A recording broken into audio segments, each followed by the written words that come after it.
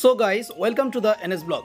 বন্ধুরা, আজ আমার দুই বন্ধু দেখা করে আছি বাংলা সিনেমার ভিলেন সুমিত গাঙ্গুলির সাথত। বাড়ি থেকে 12 কিলোমিটার দূরত ময়নাগুড়ি রবিতীর্থ ভবনত উত্তরবঙ্গ ও দক্ষিণবঙ্গের বেশ কিছু শিল্পীক নিয়া শিল্পী সম্বর্ধনা অনুষ্ঠান। এই অনুষ্ঠানত সুমিত গাঙ্গুলি পাশাপাশি উপস্থিত বং মিডিয়া উজ্জ্বল বর্মন। বিকাল 4:30টার দিকে হামা রবিতীর্থ ভবন পৌঁছি। এই ভবনত এই মোর প্রথম অনুষ্ঠান দেখা। রবি ঠাকুরের মূর্তিত শ্রদ্ধা জানিয়া সোজা দর্শক আসনে প্রবেশ করি। টিকিট আগতে কাটা ছিল।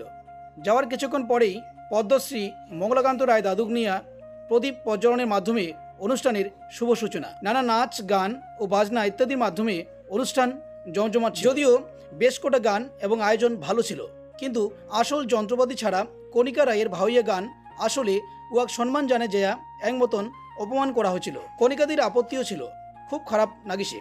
গোটা ময়নাগুড়ি তথা উত্তরবঙ্গের প্রচুর শিল্পীক সম্মান জ্ঞাপন করা হয়েছে এই অনুষ্ঠানের মাধ্যমে।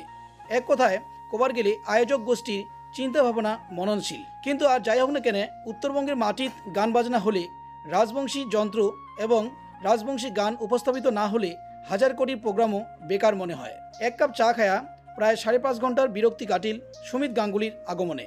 কোন পাখি আধা ঘন্টা কাটি গেল কাজ জানে।